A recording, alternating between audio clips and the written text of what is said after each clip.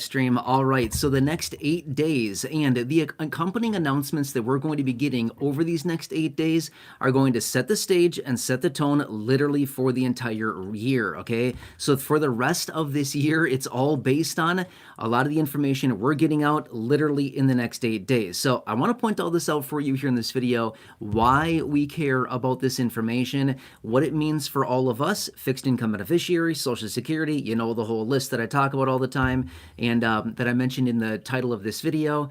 But we're going to talk through the details here, okay? Now, I want to preface this really quickly before I get into it any further. Some of you may not care about this information. You might listen to this and think, what? Why do we care about this?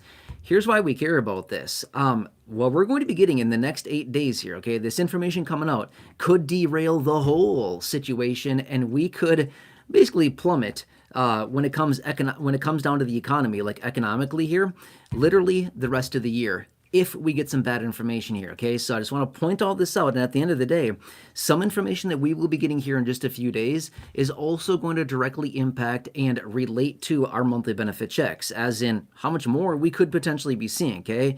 So anyway, let's run through the details here of what we're going to be seeing here, and again, you probably heard me talk about these topics before in other videos. I've discussed the details, the importance of this information before in other videos.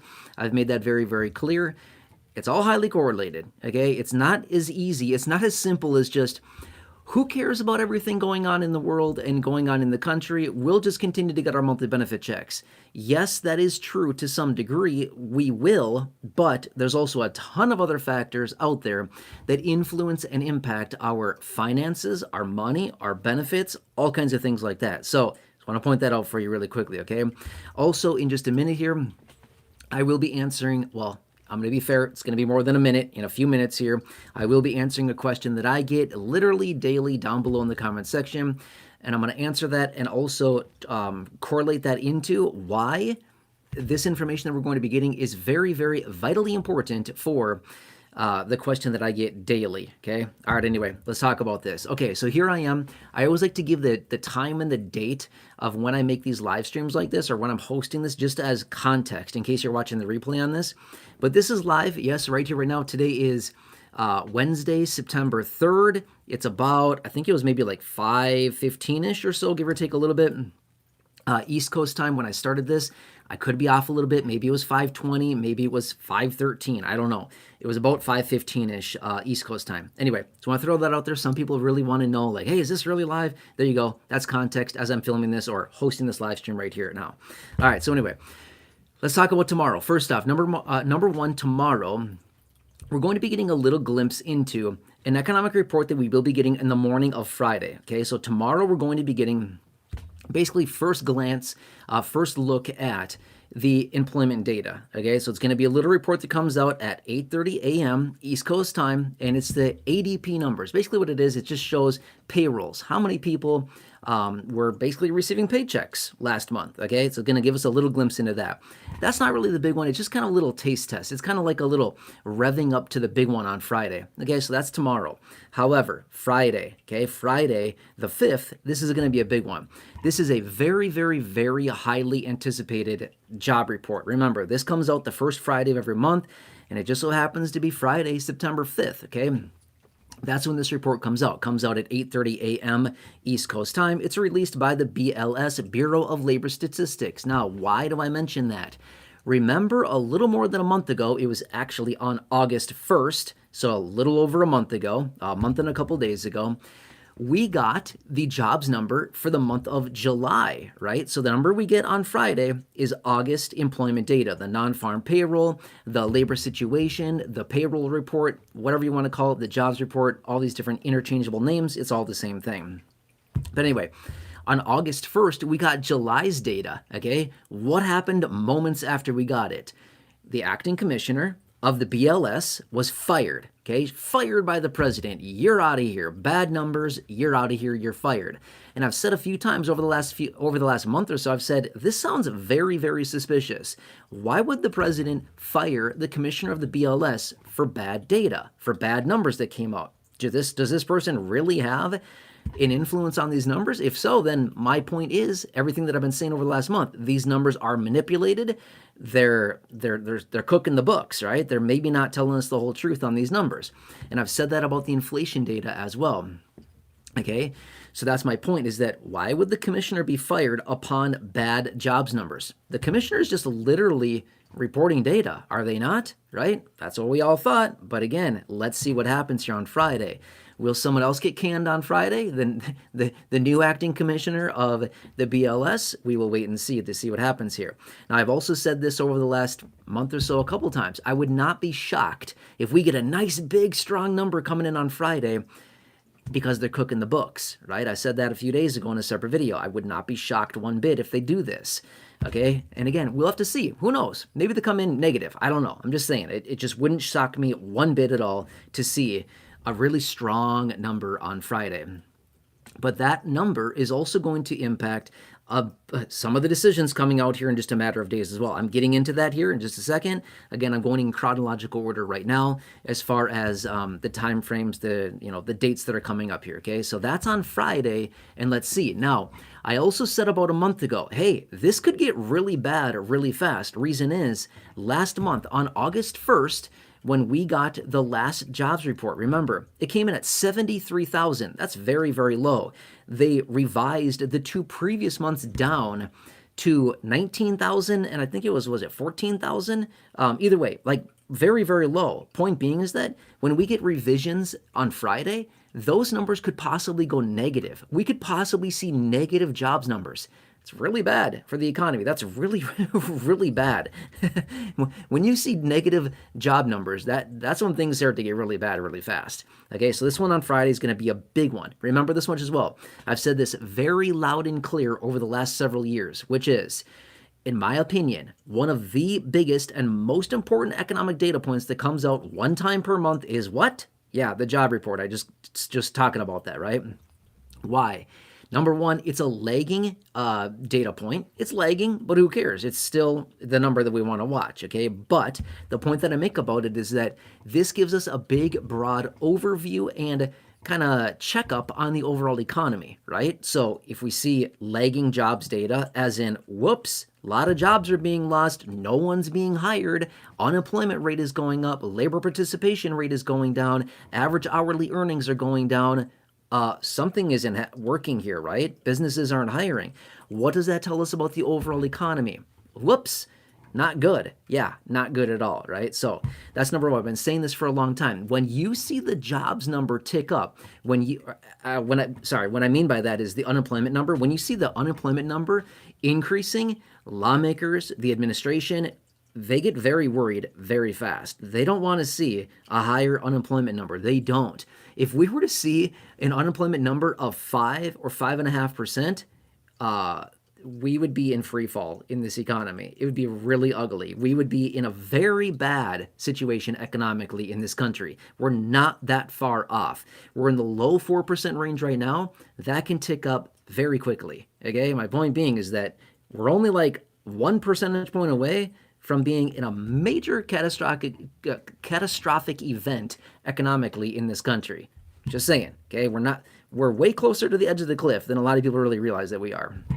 Okay, anyway, that's enough for Friday. Now, let's go all the way out until next Thursday, the 11th, okay? September 11th is next Thursday.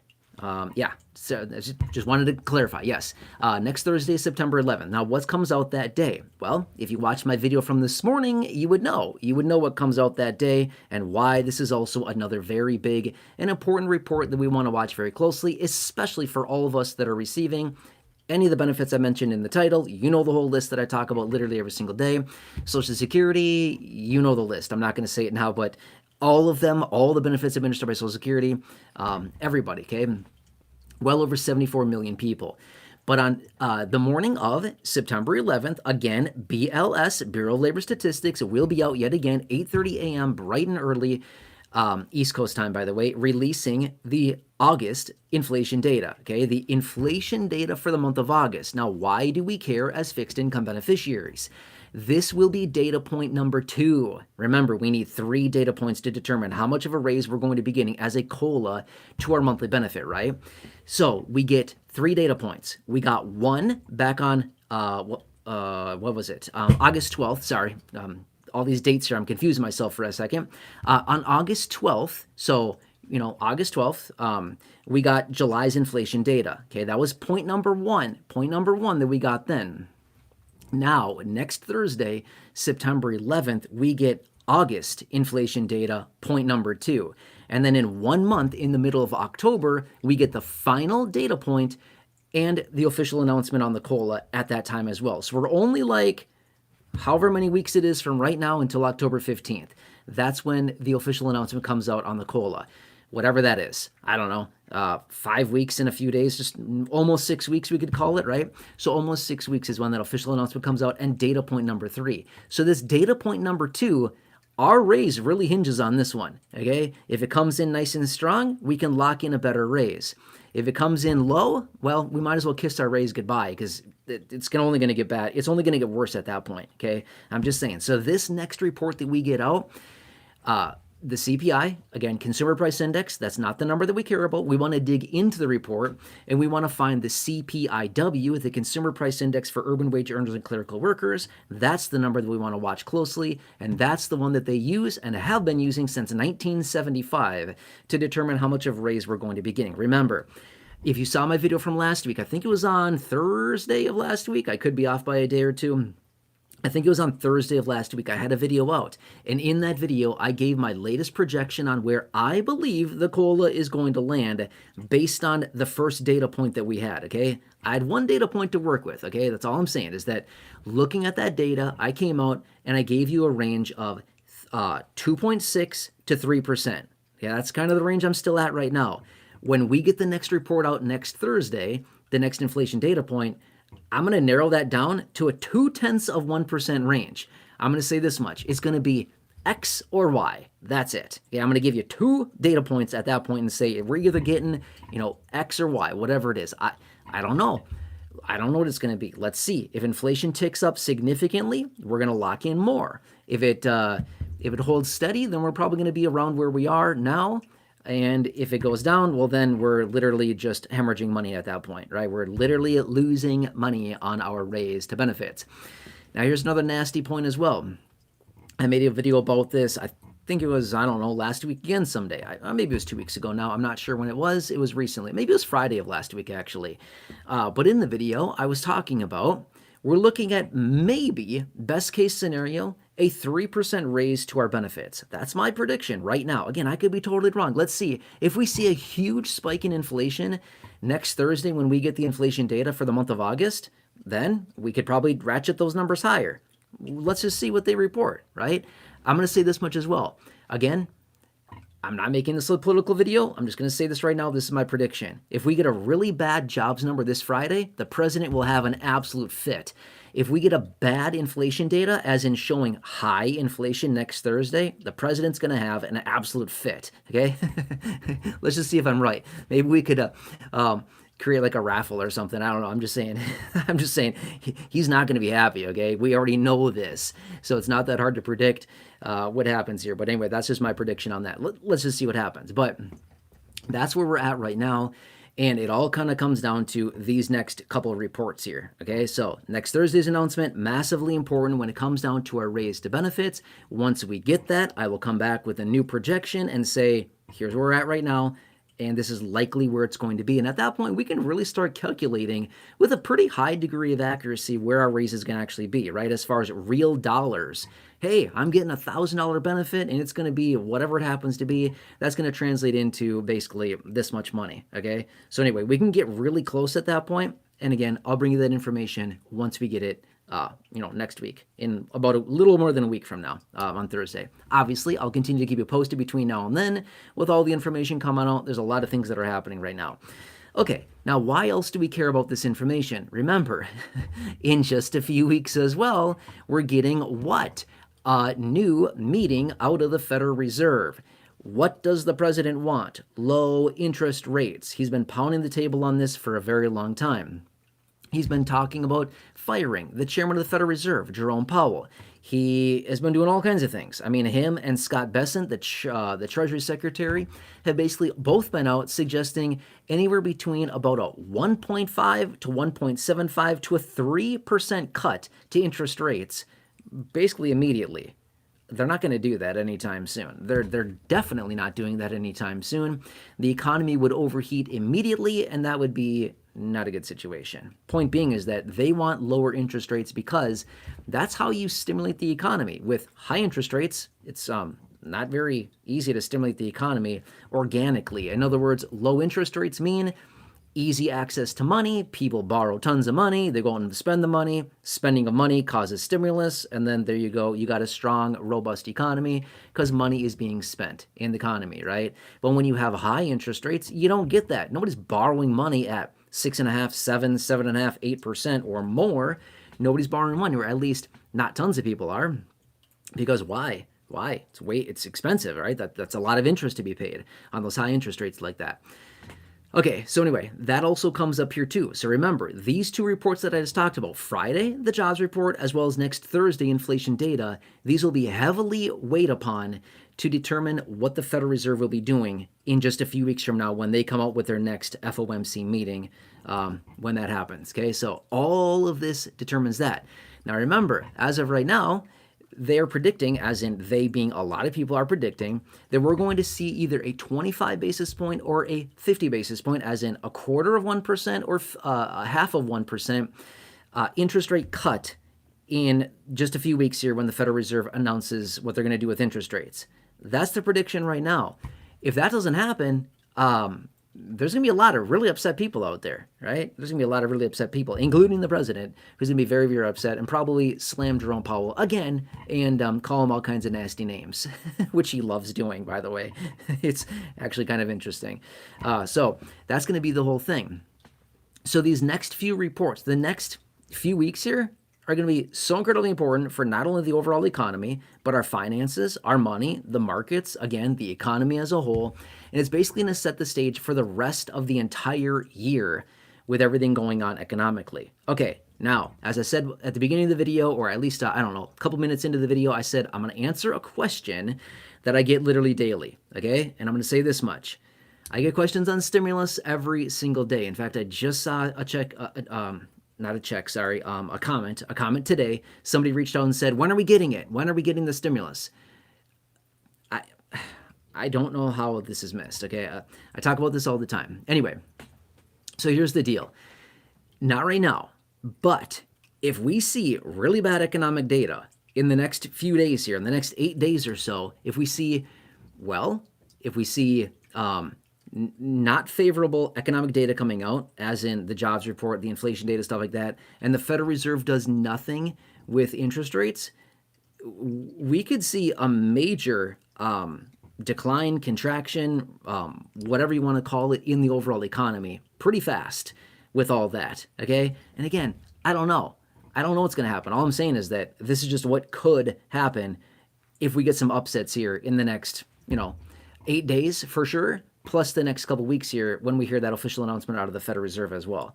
Point being is that September, as I've been saying for a very long time, is a very, very, very important month just with all this data that's coming out right now and all of it hinging on the overall economy. We are seeing so many red flags right now that are coming in for recessionary warnings. It's nuts how many red flags are popping up right now.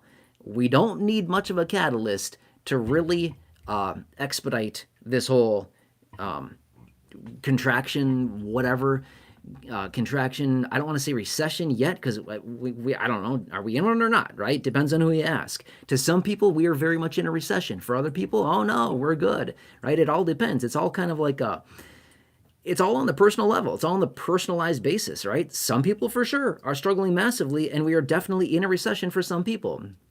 For other people, we're not, right? It just really depends on an individualized basis. Does that kind of make sense, right? So regardless, I'm going to keep you posted with all this information that's coming out right now. I will continue to watch the headlines with everything coming out. There's a lot of different details that are happening, and I will keep you posted on all those details. So anyway, just remember this much, okay? I don't know if I fully answered the question just a minute ago. Anyway, the question that I get on stimulus is, hey, when are we getting stimulus? Is there stimulus? How much is it going to be? When are we going to get it? Who's going to be included?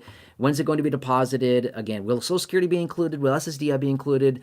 Will SSI be included? The list goes on and on. I see these questions all the time, like daily, okay? And that's okay. No problem whatsoever. I'm not complaining. I'm just saying, it makes me think that when I see these comments coming in all the time like this, that a lot of people really need probably some money right now. That's just my synopsis of that. When I see these comments coming in at the capacity that I am, I'm just like thinking, yeah, a lot of people probably need some money right now. There's a lot of people that are really struggling, okay? But remember, I say this all the time, which is, what predicates the distribution of stimulus? Economy. That's it. Okay, we could all people, every single person in this country, 334 plus million people in this country, could call out to lawmakers and the president and say, hey, we need stimulus. And they wouldn't listen at all. Not one. Okay, they wouldn't care. That's just not how it works.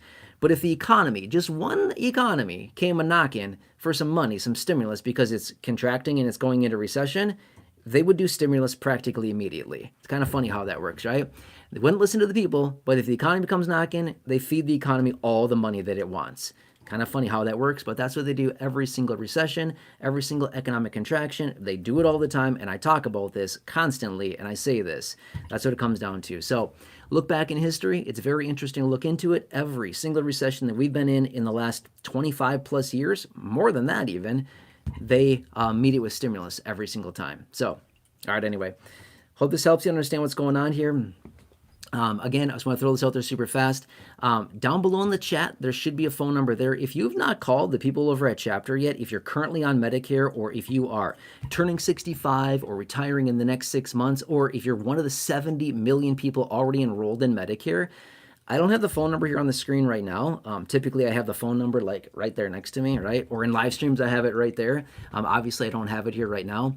But down below in the chat, at the top of the chat box right there, otherwise it will be there in a little while in the description or the top of the comment section. I'll also put the phone number there.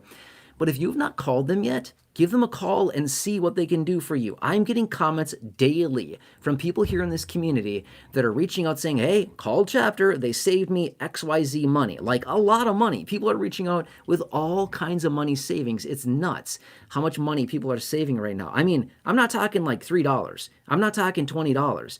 I mean, there are some people that are saving a little bit of money. I think I saw one person a few weeks ago that saved $29 a month. Okay, it's not a ton, but I mean, that's a few $100s for the entire year. But I've been seeing consistently people reaching out saying, saved 1,000, saved 2,000, saved 174 a month, saved 170 a month, saved 161 a month, I think it was the other day.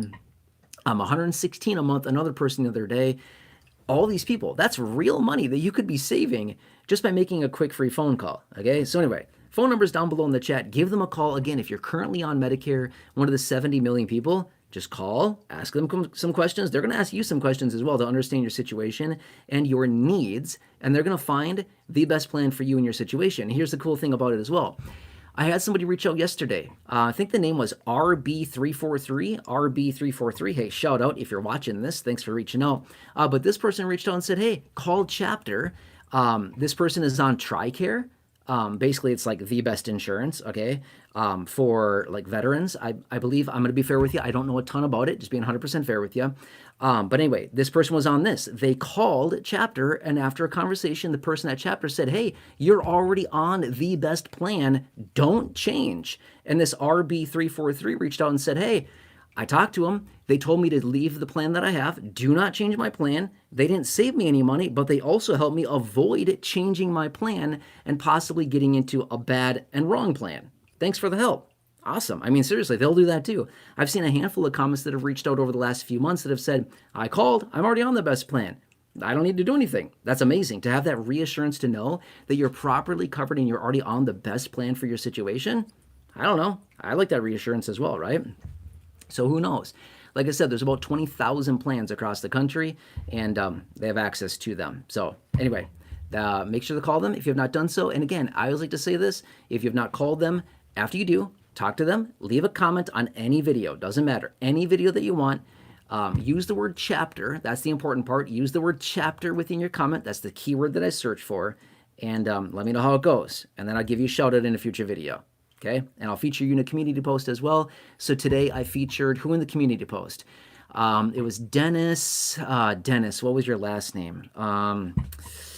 Dennis. I don't remember Dennis's last name. Sorry, Dennis, if you're watching this, I apologize. I don't remember your last name.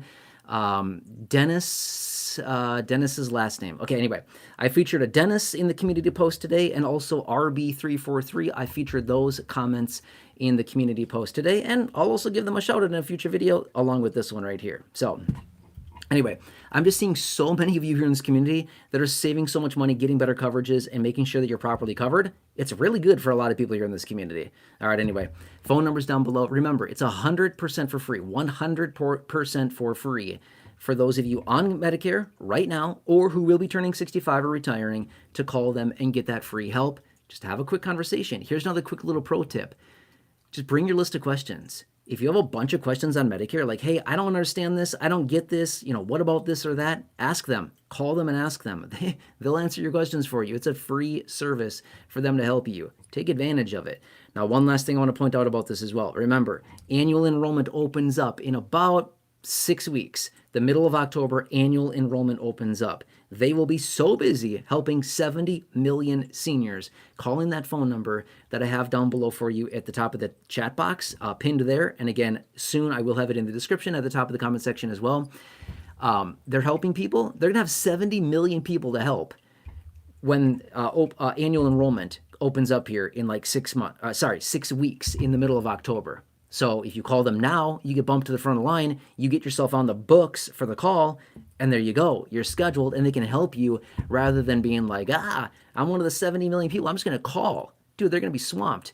Okay? Anyway, just trying to help you out with this. If you don't want to call, it doesn't matter. I'm just saying, I've just seen so many people. I've seen all the success stories, people saving tons of money and getting better coverages. It's absolutely incredible. All right, anyway. Give them a call. Again, phone number's down below, top of the chat box. I'll put it down below in the description and at the top of the comment section when I'm done with this. And then again, I look forward to reading your comments. Again, leave a comment on any video. Use the word chapter. That's the keyword that I search for, and I'll give you a shout in a future video. All right, anyway, if you're just joining right now, I would say this much. Go back and watch the first, 15 minutes or so of this video. I have no idea how long this is. Go back and watch the first 15 minutes or so. I talked about a bunch of information there. Otherwise, I'm just going to wrap this up here. I hope this helps you. Stay tuned. I'll keep you posted every single day. More information's coming out. Super busy time right now. September, October, November, December, and even January, February, and March are the busiest and most important time of the year for all Social Security, SSDI, retirement, survivor, spousal, SSI, VA, RRB, low income, no income, seniors, older adults, and people with disabilities. By far the busiest time of year. September through March is the busiest, and here we are. Okay, it's gonna get wild. If you think it's been wild the rest of the year, get ready. This is nothing yet. Okay, you haven't seen anything quite yet, or whatever the saying is. I don't know if I can say. Can I say that? I don't know. Hope I can. All right, quick, let's get this off here before I get in trouble for saying something that I wasn't supposed to say. I don't know. Is that trademarked? I don't know. All right, anyway, let's leave it there. All right, thank you so much for watching this. Please subscribe if you're new here, and I'll catch you again later in the next one. All right, so if you're still watching this, you may want to click off now. You don't have to. I'm just going to say I'm going to unplug the mic, and my phone's going to start talking. So, here we go.